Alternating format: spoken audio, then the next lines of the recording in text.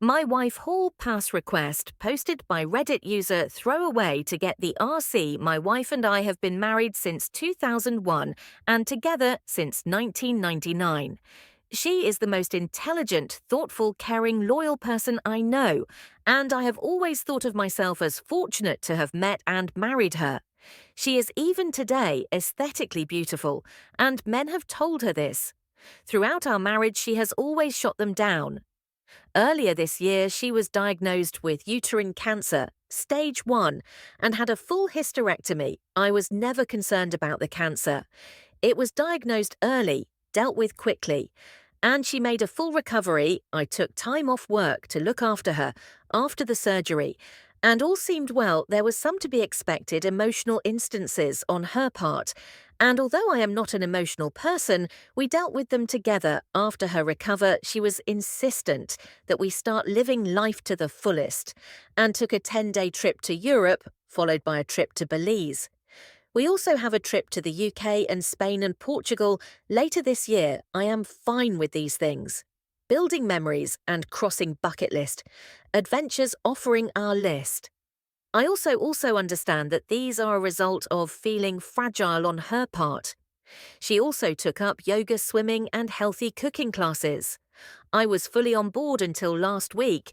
Last week she came home from work and told me she wanted a hall pass, a one-time opportunity for her to have sex with someone else. Besides me, she said that since her cancer diagnosis, her outlook on life has changed, and she doesn't want to be handcuffed from doing things she wants. She explained that there is this guy at her work that she has always had some attraction to. He is leaving the company, and she will never see him again. So this is the perfect opportunity to sleep with someone else.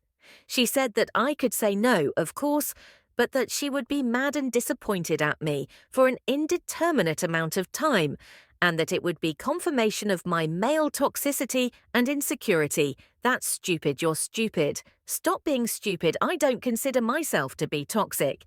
And if not wanting your wife of 20 plus years to have sex with someone else is insecure, then I guess I am insecure. I told her that I appreciated her talking to me about this. But approval via coercion is not approval. I also said that I do not appreciate her language in describing my as of yet unknown reaction to this very large issue that could affect the rest of our marriage and life. I got up in the morning. She basically said that she was sorry for putting such a large decision solely on my shoulders, and that to help she was taking the decision away from me, she booked a hotel near where her coworkers are having a party or send-off for this guy, and she would spend the night there with him and hope that I would be here when she got back, that she would answer any questions I have about the night after it happened, but not before. She will not tell me who he is or anything about him because she knows me too well, and that I will dwell and obsess over him, and that would make it too real for me. Which is pretty accurate. Her point of view is that the less I know, the better, which contradicts the offer to tell me anything I want to know. After it happened, I think she knows I won't want to know or ask anything, or she simply will not tell me. Part of me thinks at least she has been honest with me, and she has been through a lot since finding out she had cancer. So maybe I should just let it happen. I certainly have no concept of what she went through, so I cannot dismiss how this affected her mental state or outlook on life. Part of me wants to put my foot down and say this is not going to happen and deal with those consequences when they happen. Her BFF called me callous for even suggesting that I wouldn't let it happen because I have no idea what she went through. I find it hard to believe that she is okay with the possibility of throwing away 20 plus years of marriage over some guy that she has had no relationship with outside of work. And then I should just call her bluff. Maybe she thinks similarly that I won't throw away the marriage because of one encounter. I just don't know what to do. I empathize with her. And then an instant later, I am angry with her. Part of me wants to know who this guy is. What does he look like? What has he got that is so enthralling for her? Is he just a safe option? Is he married? Does his wife know? Would I be a callous for saying no? What can I do besides walking away? TLDR, wife battled cancer 1 but now wants to have one night with a soon-to-be former coworker. And I have no say in the matter. Accepted or destroy 20 plus years of a great marriage. And now for a piece first update. I received a ton of advice that I couldn't possibly respond to. I do appreciate the people who took time to offer advice in the comments or via PM. It has been an exhausting couple of days. I was hoping that my opposition to her plans would give her pause, but unfortunately that did not happen. I said I am a hard no, and I am not sure how I will feel about you if you go ahead with it. I was met once again with "this is for me, it will be one time. What can I say? To help you deal with it, you'll get over it. We were meant to be regardless of the situation." Remarks leading up to Sari, she left Sari ostensibly to meet her co-workers. But in reality, the guy I asked her to text me when she was leaving for the bar. And when she did, I asked her if she was really going to go through with this. After her response, "I am not answering any more questions tonight. I will see you tomorrow." I blocked my wife. Then I did something either stupid or brilliant. I went to the bar where the get-together was happening. Well, not the bar, but a transit bench across the street. I waited for a long time. It was running through my mind, leading up to this event, that I need to know who this guy was. Maybe to compare myself against him, to see what he had that I do not. It was driving me crazy. Not knowing who he was and what was so special about him that she would ruin a marriage for after what seemed like eternity, a woman that I recognized from my wife's office left the bar and got in a cab. Soon other people started filing out, and a whole group came out, and people were hugging a man and shaking his hand. I assumed that I had my guy. I didn't see my wife and had a brief thought that maybe she called it all off. I unblocked her, and there were no messages. Everyone said their goodbyes, and left dude was standing outside for a few minutes, and then my wife came out. She looked around, took his hand and started walking away, together of all the emotions I went through, trepidation, sadness, anger. It was disgust. That really encapsulated the event for me.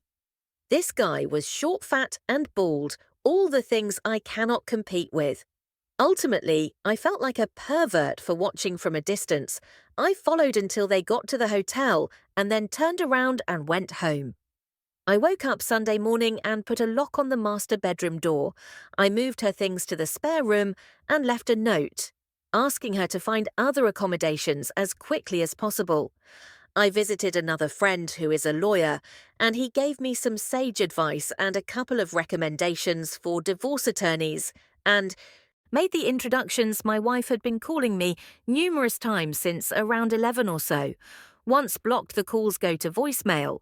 I listened to the first couple but felt nothing but some satisfaction when she couldn't get through to me, and she was obviously becoming concerned. I didn't want to go home, but I left in such a hurry that I didn't plan an overnight properly.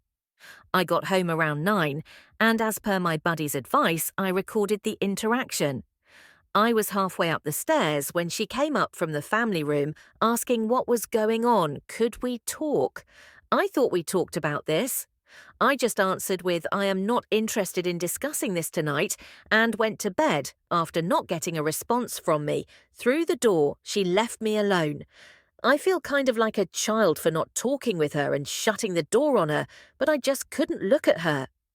Monday, I got up and ready for work. She was waiting for me and asked if we could discuss getting back to normal. I said, "You have been doing all the talking for the both of us for the last week. Why don't you continue?" and left for work. I have an appointment with the attorneys my friend recommended for this week, TLDR. She went ahead with it. I am actually more disgusted by who she chose than the sex itself, if that makes any sense. I asked her to find somewhere else to live, and now for Oppie's second update, my lawyer wasn't available for a few days, so I was faced with the reality of having to live with my wife in the interim. I really didn't want to go home and have any discussion, let alone a discussion about our relationship. When I did get home, I was basically ambushed by her friends and my mother-in-law instead of taking the remorseful approach. They decided that a full court press was what the situation warranted. And I was basically berated by them. The BFF was definitely the ringleader, but all of them decided to say such things as she's been through a lot. You don't know what she's been through. You have no idea what it is like to face something like this. This was a one-time thing. At least she told you. She could have hidden it from you. She will never see the guy again. And my favourite you are and for what you have been putting her through these last couple of days. Laughter. I listened to the dumbass smirk on my face, and when there was a lull in their fury, I asked if they were all done now. Then I asked my wife if there was anyone in her circle of friends, or anyone else, that she forgot to tell about this. I quietly informed all of them that I was going to sit down with their husbands and tell them about how they verbally abused me, shamed me, and tried to coerce me into staying with a cheater. After I told them to leave, I said that I had no say, an entire event, and so they have no say in whether I stay or not. My soon-to-be ex-wife sort of apologized. She said that she regretted the entire thing. I said there is a difference between regret and remorse. You regret what happened because of the cause and effect. You have regret because your life will never be the same. Our relationship will never be the same because you are wholly and willfully unconcerned about me. And what I wanted, she asked if I had any questions that she would answer them. Now, no matter how disturbing, I said that the one question I do have is why not necessarily why this guy, why this low-end, unattractive, unfit guy, but why someone else in the first place. She said that the cancer scared her to her core. She felt like she was rushing toward mortality, and stepping out of that tunnel was appealing. She said that after all this time of being a wife and mother and worrying about family, this was something just for her, an escape. The guy was just someone who was interested in her for a long time. She knew he wouldn't say no and was completely opposite to me. I said if I was going to risk my marriage, the woman would have to be a serious upgrade from you. I told her that I saw you and him coming out of the bar that night. I watched you walk away from the bar, hand in hand towards the hotel. I said that you looked too familiar with each other and asked if there was something going on before all this. She said no, but who knows if that is the truth or not. I said that after all our years together, your lack of respect for me was astonishing. I finished by saying that I would never be able to look at myself in the mirror again if I condoned that level of disrespect, and stayed with you. I said I hope we can go our separate ways, amicably, and that I have an appointment with a lawyer later in the week. I again asked her to find some other accommodations, and she simply said, I am not going anywhere. We are not getting a divorce. I will give you all the time you need and do whatever you need to recover from this. We will get past this. She has asked me to go to marriage counselling, which I refused. Why would I go to counselling? I did nothing to warrant needing a therapist's advice. I'd had her served and gave her a notice to vacate the house. Is my premarital asset. She has moved in with her mum, but I find her constantly coming by to see if I need anything or making suggestions like, what if we had an open relationship only on your side or threesomes, which seems kind of desperate and pathetic, rebuffing her constantly and telling her she has to call to ask permission before coming by, and finally seems to getting through to her that there will be no us going forward. She has said that she will drag the divorce out for as long as possible, but so far has been compliant. The worst part of all this is telling my daughter that we are getting a divorce, and why followed closely by her begging me to give her mum another chance. I am not sure I would have been afforded the same consideration if I was the one who was cheating TLDR. A lot of unkind things were said, but she has been served and has moved out. Divorce is next with me, hoping mediation is reasonable and I don't get screwed in the end. And now for OP's final update, there is not much to report. We are in the process of getting a divorce. However, where we live, we must be legally separated for 1 year. My soon-to-be ex-wife has said that she will give me whatever I want in the divorce if I agree to attend marriage counselling, but I am not interested. There was a bit of back and forth while we worked out what separation looks like in everyday life from this point forward. As a result, we have only just agreed to the confines of the legal separation. So as we move towards defining the divorce language, maybe my stance may change. The house was a premarital asset, so she has no claim to it. The only thing she could go after are my pension vehicles and vacation property. But I would counter that. She has lived rent-free for 20 plus years and has her own money. Plus inheritance from her father, I may have offered a top-up in retirement, as she was a stay-at-home mum while our daughter was young. But that would be the most at this point. I received a lot of messages about her friend group and my daughter, so I will clear cheer up and misconceptions. Now, my daughter isn't taking her mother's side. She has always been a mama's girl, but she is very unhappy with her mum right now. Her initial reaction was just shock and held out hope that we would work through any issues and stay together.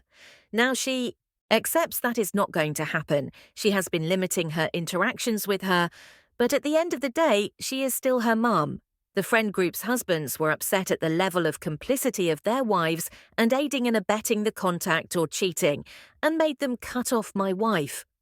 But that seems to have been forgotten at this point. The BFF was the ringleader and seems to have taken perverse pleasure in actively creating scenarios where they would be in contact at the very least, encouraging to the point of causing her husband to question her motives. It turns out she didn't like me at all. And this was her way of sticking it to me. I guess she won the best friend's husband, said that there was some sexting in his wife's messages, but said he is dealing with it. We did meet up with him being apologetic for his wife's complicity, but it is not his fault, and just want to move on. I have decided not to date anyone for a while. I will not be getting married ever again. So that is it. I doubt I will post again, unless she wins the lottery, and I find it my heart to forgive her. Imagine beating cancer only for you to nuke your marriage and destroy your relationship with your daughter. And then you get to live a lonely, miserable life. What a complete donut. As for her BFF, I hope sticking it to OP was worth seeing. Her best friend go through a divorce and with her family ruined. What an evil.